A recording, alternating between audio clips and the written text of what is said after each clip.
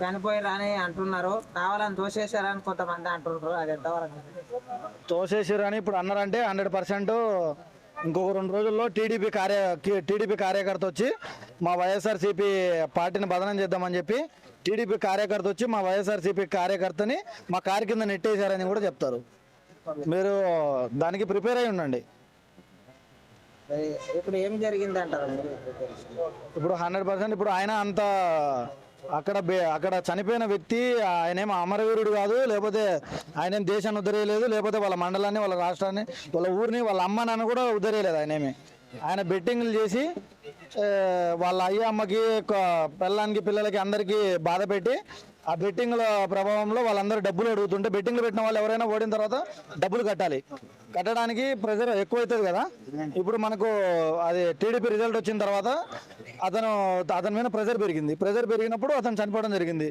కానీ ఇప్పుడు ప్రజలందరూ గమనించాల్సింది ఏంటంటే, టీడీపీ ప్రభుత్వం వచ్చింది, అప్పటికి ఇంకా ఏమంటారు ప్రమాణ స్వీకారం చేయలేదు. అప్పటికి వైఎస్ జగన్మోహన్ రెడ్డి గారే ముఖ్యమంత్రి. అది తెలుసుకోండి ప్రజలందరూ. ఇప్పుడు అతను చనిపోయాడు, అతనికి ఎందుకు చనిపోయాడు? అతను చనిపోయాడంటే వైఎస్ జగన్మోహన్ రెడ్డి సీఎం ఉన్నప్పుడే చనిపోయాడు కదా. వైఎస్ జగన్మోహన్ రెడ్డి అధికారంలో ఉన్నప్పుడే చనిపోయాడు. వైఎస్ జగన్మోహన్ రెడ్డి అధికారంలో లేనప్పుడు చనిపోలేదు. టీడీపీ అధికారం చేయి చిక్కించుకోలేదు. ఇంకా అప్పటికి టీడీపీ ప్రభుత్వం ఇంకా అప్పటికి వాళ్ళు ప్రమాణ స్వీకారం చేయలేదు, వాళ్ళు ఇంకా అధికారంలోకి కూడా రాలేదు. వైఎస్ జగన్మోహన్ రెడ్డి గారు ఉన్నప్పుడే జరిగింది. కాబట్టి ఇది 100% కుట్రపూరితంగా ఇప్పుడు సంవత్సరం తర్వాత ఇప్పుడు వైఎస్ జగన్మోహన్ రెడ్డి గారికి ఆయనకి చిన్నప్పటి నుంచి అలవాటు అనమాట. వైఎస్ జగన్మోహన్ రెడ్డి గారు రాజకీయాలలోకి వచ్చిన తర్వాత వాళ్ళ నాన్న చనిపోయినప్పుడు వాళ్ళ నాన్న సెంటిమెంట్ వాడుకొని ఒకసారి సీఎం అయ్యిండు. అది అందరికీ తెలుసు. ఆ దగ్గరలో ఒకసారి 64 సీట్లు సంథింగ్ ఎన్నో వచ్చినాయి, 2014 అనుకుంటా. అప్పుడు సీఎం కాలేకపోయాడు, జర్ర మిస్ అయిందని చెప్పేసి బాబాయ్ని వేసేసాడు. తర్వాత బాబాయ్ని వేసేసి 2019కి వచ్చేటరికి చిన్నగా బాగా కబుర్లు చెప్పాడు, అందరికీ ముచ్చట్లు చెప్పిండు. నారవారి రక్త చరిత్ర అది అని చెప్పేసి మా బాబాయ్ని వాళ్ళే పొడిచారు, వీళ్ళు పొడిచారని చెప్పాడు. హార్ట్ అటాక్ అని చెప్పాడు. స్వయాన వాళ్ళ ఛానల్లో వచ్చింది, నీ రక్తం పంచుకొని పుట్టిన నీ బాబాయ్, అతని రక్తం నువ్వు, అలాంటి రక్తాన్ని కూడా నువ్వు మోసం చేసి చంపేసి నువ్వు అధికారంలోకి చేజిక్కించుకున్నావు. ఇప్పుడు ఏమైందంటే ఇంట్లో చంపడానికి ఎవరు లేకుండా వీలైపోయింది. వాళ్ళ తల్లిని చంపదామంటే తల్లి లేకుండా పోయింది, చెల్లిని చంపదామంటే చెల్లి లేకుండా పోయింది, ఎవరి దగ్గర లేరు. ఏ చంపాలంటే ఇంకా భారతీయ గారినే చంపాలి. ఆమెను చంపే ధైర్యం ఈయనకు లేదు. అధికారం కావాలంటే చంపేయాలి. అధికారం కావాలంటే వైఎస్ జగన్మోహన్ రెడ్డి గారు శవాన్ని అడ్డు పెట్టుకునే కదా అధికారం చేస్తున్నాడు. ఆయన శవాల దగ్గరికి వెళ్ళి ఈయన ఇక్కిలిన వెళ్ళబడింది. ఒక శవం దగ్గరికి వెళ్ళినప్పుడు, పరామర్శించడానికి వెళ్ళినప్పుడు అక్కడ ఎంతో దుఃఖంతో, బాధతో, వాళ్ళ ఫ్యామిలీ ఎంతో ఆవేదనతో వాళ్ళ మనసు మొత్తం చెలించిపోయి ఉంటుంది. ఒక మనిషి మనకు ఈ భూమిని లేకుండా దూరం అయిపోయిన తర్వాత వాళ్ళ ఫ్యామిలీ ఎంత శోభపడుతుందో మనందరికీ తెలుసు. ఎందుకంటే మన పూర్వీకులు, లేకపోతే మనకు సంబంధించిన వాళ్ళు, లేకపోతే మన కొలీగ్స్, మన ఫ్రెండ్స్ ఎవరో ఒకరు చనిపోయినప్పుడు మనం బాధపడతాం. ఆ బాధ మనకు కూడా తెలుసు. కానీ వైఎస్ జగన్మోహన్ రెడ్డి గారికి మన ఏమంటారు లోపల అంతరాత్మ ఉంటుంది చూసినా, అది దయ్యాలతోని పోట్లాడుతుంది అనమాట. అక్కడికి వెళ్ళిన తర్వాత నవ్వు నవ్వు నవ్వు అని చెప్తుంది అంతరాత్మ. అందుకని నవ్వుతూ ఉంటాడు. కాదంట కదా, ఎప్పుడు చూసినా ఆయన మొహం నవ్వుతూ ఉండిద్దంట. అందుకని అందరికి అట్లా నవ్వు ఫేస్ కాబట్టి అట్లా కనపడిద్దని అంటున్నారు వాళ్ళ ఫ్యాన్స్. ఇప్పుడు వైఎస్ జగన్మోహన్ రెడ్డి గారు ఒక చిన్న ఎగ్జాంపుల్ చెప్తా.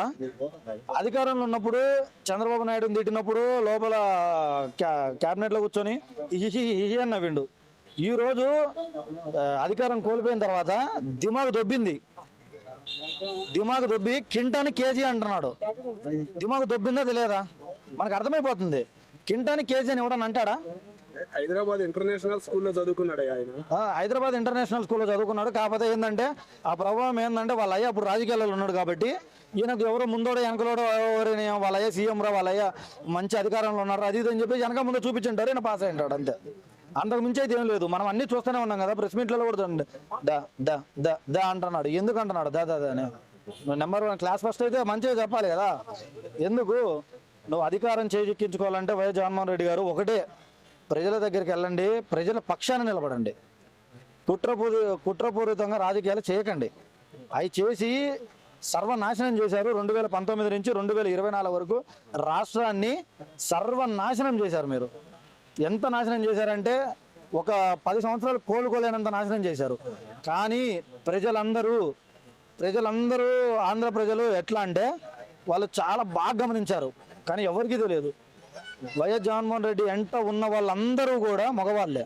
మీరు గమనించండి, చాలా మంది ఎక్కడ సభలు పెట్టినా వైఎస్ జగన్మోహన్ రెడ్డి గారి గురించి మగవాళ్ళే వస్తారు కానీ ఆడవాళ్ళు ఎక్కడ రారు. మీరు చూడండి. అంటే ఇక్కడ జరిగింది ఏంటంటే వైఎస్ జగన్మోహన్ రెడ్డి గారి గురించి ఆయన సిద్ధం సభలు పెట్టినప్పుడు కూడా మనుషులు వచ్చారు. అక్కడ చికెన్లు, మటన్లు, ఫ్రాన్స్, ఫిష్ అన్ని మస్తు లేపారు. ఇంటికి పోయిన తర్వాత వాళ్ళ మూడు మాట కూడా వినకుండా కూటమికి ఓటు గుద్దిరు. మీరు అందరూ తెలుసుకోవాల్సింది అదే. వాళ్ళ ఒక భర్త మాట భార్య కూడా వినకుండా ఓట్లు గుద్దింది. అందుకే అంత మెజారిటీతోని టీడీపీ పార్టీ, టీడీపీ కూటమి అధికారంలోకి రావడం జరిగింది. టీడీపీ కూటమి అధికారంలోకి ఎందుకు వచ్చిందంటే వైఎస్ జగన్మోహన్ రెడ్డి గారు 5 సంవత్సరాలు చేసిన అరాచకం. అది ఎలా అంటే మనం ఒక మనిషిని ఒక బొక్క పెట్టి పేగులు ఎట్లా తీస్తామో అంత అరాచకం చేశాడు. అది చూడడానికి మనకి ఎంత అరాచకంగా అనిపిస్తుంది. అంత రాష్ట్రాన్ని దోచుకొని ఎంత అంటే అంత దోచుకున్నాడు. అన్ని కోట్లు ఉన్నాయి ఆయన దగ్గర. ఎన్ని కోట్లు ఉన్నాయి? నువ్వు నాకు తెలిసి ఒక 100 తరాలు వైఎస్ జగన్మోహన్ రెడ్డి గారు వాళ్ళ 100 తరాలు తిన్నా కూడా తరగని ఆస్తాయి అనేది. ఇప్పుడు అభిమానిగా నీ మనిషి చనిపోయాడు, పరామర్శించడానికి వెళ్ళినావు. అక్కడ నీ వ్యక్తులు ఒక 2 చచ్చిపోయారు. వాళ్ళకి నెక్స్ట్ సంవత్సరానికి వెళ్తావా ఏంటి? ఇప్పుడు వెళ్ళవు. నెక్స్ట్ సంవత్సరానికి అప్పుడు గుర్తొస్తారా? నా కారు కింద పలానోళ్ళు పడ్డారు, వాళ్ళ విగ్రహాలు పెడదామని నెక్స్ట్ సంవత్సరానికి వాళ్ళ ఇంట్లో వాళ్ళు చెప్తే అప్పుడు వాళ్ళ ఇంట్లో వాళ్ళతోని టీడీపీ వాళ్ళే మా ఆయనను దోచేశారు, మా అబ్బాయిని దోచేశారు, మా నాన్నని దోచేశారు, మా తమ్ముని దోచేశారని వాళ్ళ ఇంట్లో వాళ్ళతోనే అబద్ధ ప్రచారం చేసి నువ్వు నెక్స్ట్ 1 ఇయర్ అంటే ఎలక్షన్ దగ్గరికి వచ్చే టైంలో ఇవన్నీ గుర్తుపెట్టుకొని నెక్స్ట్ ఈ రెండు చావుల గురించి కూడా నెక్స్ట్ ఇయర్ మీరు బాగా గుర్తుపెట్టుకోండి. నెక్స్ట్ ఇయర్ 2026 మే, జూన్ ఖచ్చితంగా ఇవి బయటికి తీస్తారు చూడండి. లేదంటే కన్ఫామ్గా 2029లో ఖచ్చితంగా ఇవన్నీ బయటకు వస్తాయి. వెలుగులోకి వైఎస్ జగన్మోహన్ రెడ్డి గారు తీసుకొస్తారు. మేము వెళ్తుంటే మా సభ దగ్గరికి వెళ్తుంటే ఇట్లా మా కారు కింద టీడీపీ వాళ్ళు తోసేశారని చెప్పేసి వైఎస్ జగన్మోహన్ రెడ్డి గారు కరాకంటిగా చెప్తారు.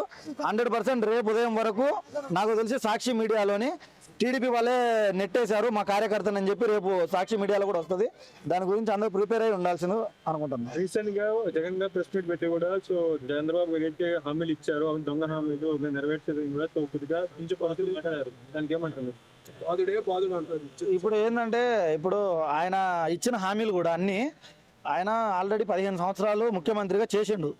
15 సంవత్సరాలు ముఖ్యమంత్రిగా చేసి ఆయనకు కొంచెం అవగాహన ఉంది రాష్ట్రము ఎలా అయిపోద్ది.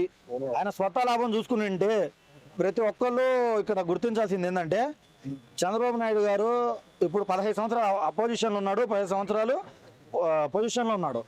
కానీ ఆయన 15 సంవత్సరాలు అపోజిషన్లో ఉండడానికి కారణం ప్రజలే. ఇప్పుడు అధికారం చిక్కించుకోవడానికి కారణం కూడా ప్రజలే.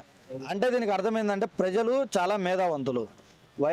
ప్రతి ఒక్కళ్ళకి వచ్చిన ప్రతి ఒక్కళ్ళకి ఒక ఛాన్స్ ఇచ్చేస్తున్నారు ప్రజలు.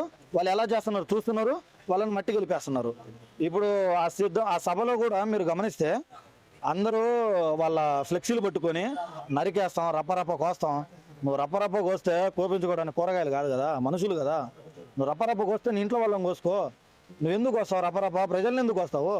నువ్వెవరు అసలు కోయడానికి? నీకు అధికారమే లేదు. నీకు ప్రజలు నిన్ను వద్దనుకొని ఇంట్లో కూర్చోబెట్టిన తర్వాత నువ్వెందుకు మాట్లాడుతున్నావు? ప్రజలు నీకు అధికారమే నీకు ప్రతిపక్ష హోదా కూడా ఇవ్వకుండా ప్రజలు నిన్ను ఇంట్లో కూర్చోబెట్టారు. నువ్వు ఇంట్లో కూర్చున్న మనిషి ఏం చేయాలి? 2 సంవత్సరాల తర్వాత వెలుగులోకి వచ్చి 2 సంవత్సరాల తర్వాత ఇవి చేశారు టీడీపీ వాళ్ళు, ఇవి చేయలేదని కరాగంటిగా నువ్వు ప్రజలందరికీ ఎంఓయూలతో సహా వాళ్ళు టీడీపీ వాళ్ళు ఎక్కడ కూడా బహిరంగ సభలకు రండి అని పిలుపునిస్తున్నారు. మీకు బహిరంగ సభలకు వచ్చే దమ్ము ఎవరికి లేదు. ఒకడున్నాడు తెల్లబొచ్చాడు, పెట్టబొచ్చేసుకుని ఒక తెల్లబొచ్చాడు ఉన్నాడు, మన పోలీసుల మీద ఉర్రుతున్నాడు. చూసారో లేదో మీరు? వాడిని గేట్ పట్టుకొని వాడిని లాటి లోపల పెట్టేవాళ్ళు కానీ పోలీసు వాళ్ళు. ఎందుకంటే కొంచెం మనం కూడా ప్రోటోకాల్ ఇవ్వాలి కదా, మాజీ మంత్రి కదా అని వాళ్ళు కొంచెం ఆలోచించారు. దాని గురించి వాళ్ళకి కొంచెం గౌరవం దక్కుతుంది. ఎందుకంటే ఒకసారి అధికారంలో ఉండి వాళ్ళు కొంచెం మంచి వచ్చాడో ఒక అధికారం ఉన్నది కాబట్టి దాని గురించి మనము ప్రజలకు ఒక మెసేజ్ ఏమిస్తున్నాం అని చెప్పేసి వాళ్ళు ఇవ్వలేకపోతున్నారు. కాబట్టి లోకేష్ గారి రెడ్ బుక్ లిస్ట్ జగన్ గారు నెక్స్ట్ ఎందుకంటే లోకేష్ బాబు రెడ్ బుక్ లో వైఎస్ జగన్మోహన్ రెడ్డి గారు ఉండాల్సిన అవసరం లేదండి. ఎందుకంటే వైఎస్ జగన్మోహన్ రెడ్డి గారు ఆల్రెడీ కేంద్రం రెడ్ బుక్ లో ఉన్నాడు. మీకు అందరికి తెలియదు ఏంటంటే కేంద్రం రెడ్ బుక్ లో ఉన్నాడు ఆల్రెడీ. కేంద్రంలో ఉన్న రెడ్ బుక్ లో వైఎస్ జగన్మోహన్ రెడ్డి గారు ఎప్పుడో చేరిండ్రు. ఆ చేరింది అంత ఏంటంటే అది ఇంకా రెడ్ బుక్ అనేది ఓపెన్ చేయట్లేదు కేంద్రం వాళ్ళు ఒకవేళ కేంద్రంలో ఓపెన్ చేయదలుచుకుంటే చేస్తే మాత్రం బుక్ అయిపోతాడు. అందుకే మీరు బాగా గమనియండి, విజయసాయి రెడ్డి ఆయన చాలా మేధావంతి. ఆయన 2019 ఆయన ఉన్నాడు కాబట్టి వైఎస్ జగన్మోహన్ రెడ్డి అధికారం చేజిక్కించుకున్నాడు, మరి అందరికీ తెలిసిన సత్యం. అలాంటి వ్యక్తి కూడా బయటకు వచ్చాడంటే వైఎస్ జగన్మోహన్ రెడ్డి గారు ఎంత అరాచకాలకు పాల్గొన్నారో మీరు అందరూ గమనించండి. ఫస్ట్ ఆఫ్ ఆల్ టీడీపీ ఒక్క మాట వినండి, టీడీపీ వాళ్ళు చెయ్యకపోయినా పర్వాలేదు, అరాచకాలు చేయట్లేదు. మీరు ఎక్కడైనా గమనించండి, ఈ 5 సంవత్సరాలు 2019 నుంచి 2024 వరకు ఎవరైనా సరే, నేను ఈరోజు సవాల్ విసురుతున్నా, వైసీపీ కార్యకర్తలకు సవాల్ విసురుతున్నా, ఎవడైనా దమ్మున్న మగాడైతే 2019 నుంచి 2024 వరకు వైఎస్ఆర్ పార్టీ ఎక్కడైనా ప్రజలు చచ్చిపోయిన దగ్గరికి వెళ్ళి 10 రూపాయలు దానం చేసిన ఒక్క వీడియో కానీ లేకపోతే ఒక్క ప్రూఫ్ కానీ చూపించండి. దీన్ని చూపించిన తర్వాత వైసీపీ పార్టీ ప్రజల కోసం నిలబడిందని మీరే మాట్లాడండి. వైజాగ్ మిగతా వాళ్ళందరూ లీక్ అయి చనిపోతే ఫ్యామిలీకి అది చనిపోయిన రూపాయలు ఇచ్చారు కదా, దాని గురించి చెప్పట్లేదు ఏమైనా? దాని గురించి చెప్పండి అంటే ఒక్కటనే చూపించండి అన్నారు కదా, కోటి రూపాయలు ఇచ్చారు, మనిషికి కోటి ఇచ్చారు. ఒక్క నిమిషం, వైజాగ్ స్టీల్ ప్లాంట్ గురించి. Vizag steel plant okay gas company ఇప్పుడు మనకు ఇప్పుడు ప్రభుత్వం వచ్చింది కదా, రేపు మ్యాటర్ జరుగుతుంది కదా, మరి ఏమన్నా పోయి ప్రవీణ్ కళ్యాణ్ కానీ టీడీపీ కానీ పోయినరా? గ్యాస్ గురించి చెప్పండి. గ్యాస్ లీక్ అయ్యి ఒక్క నిమిషం అన్న. మనిషికి కోటి రూపాయలు ఇచ్చారు కదా, దాని గురించి చెప్పండి. నువ్వు మాట్లాడతారా అన్న? ఆన్సర్ చెప్పాలి. క్వశ్చన్ వేసాను కదా, చెప్పండి. గ్యాస్ లీక్ అయినప్పుడు చనిపోయిన వాళ్ళకి కోటి రూపాయలు, రోజుకి హాస్పిటల్ ఉన్న వాళ్ళకి 1,00,000 రూపాయలు చెప్పిన 50 లక్షలు, అంటే ఇంజూర్ అయిన వాళ్ళకి 50 లక్షలు అట్లా జగన్మోహన్ రెడ్డి ప్రకటించారు కదా, ఓకే దాని గురించి చెప్పండి. ఇప్పుడు అక్కడ జరిగింది ఒక కంపెనీ, ఆ కంపెనీ వల్ల ఆంధ్రప్రదేశ్ రాష్ట్రానికి కొంచెం మనకు ఆదాయం అనేది ఉంటది, ఓకేనా? అలాంటి కంపెనీకి కూడా ఇవ్వకపోతే ప్రజలు ఉమ్మొస్తారని చెప్పేసి ఆ కంపెనీకి ఇచ్చాడని నా అభిప్రాయం. ఈ రోజు అది తెలిసిపోయింది కూడా. ఈ రోజు వాళ్ళ కార్యకర్త చనిపోతే పోయి నువ్వు అంత ధనవంతుడు ఏదో 1 కోటి రూపాయలు అనౌన్స్ చేయి. నువ్వు అంత ప్రజల కోసం వెళ్ళిన వ్యక్తి అయితే, నువ్వు ప్రజల కోసం నిలబడ్డ వ్యక్తి అయితే 1 కోటి రూపాయలు అనౌన్స్ చేయి. ఏమైంది? నీకు 1 కోటి రూపాయలు ఇవ్వలేవా నువ్వు? ఇప్పుడు భారతదేశాని కోసం చనిపోయిన ఒక వ్యక్తి గురించి వెళ్ళి నువ్వు 25 లక్షలు ఇచ్చేసి వచ్చావు, అవునా కదా? 25 లక్షలు ఎందుకు ఇస్తున్నావు? 1 కోటి రూపాయలు 2 కోట్లు ఇవ్వచ్చు కదా, భారతదేశం కోసం చచ్చిపోయాడు కదా మురళీ నాయక్ నువ్వు 25 లక్షలు ఇవ్వడం ఎందుకు? నువ్వు 1 కోటి రూపాయలు 2 కోట్లు దానం చేయబ్బా. నువ్వు ఒక సీఎం క్యాండిడేట్ పోయి 25 లక్షలు ఇచ్చేది సీఎం కాదు కదా. ఒక్క నిమిషం, సీఎం క్యాండిడేటే కదా నువ్వైతే, నువ్వు మాజీ సీఎంఏ కదా, నువ్వు మాజీ సీఎం కదా. ఎవరు? ఏమంది ఇచ్చారు? ఒక్క నిమిషం, ప్రెసెంట్ సీఎం గారు ఇప్పుడు ఏమి ఇచ్చారు? నువ్వు రా అన్న డిబేట్ అవుతుంది, నువ్వు రా. డిబేట్ కాదు భయ్యా, ఇప్పుడు నువ్వు క్వశ్చన్ వేసినప్పుడు నేను ఆంధ్ర నువ్వు కొన్ని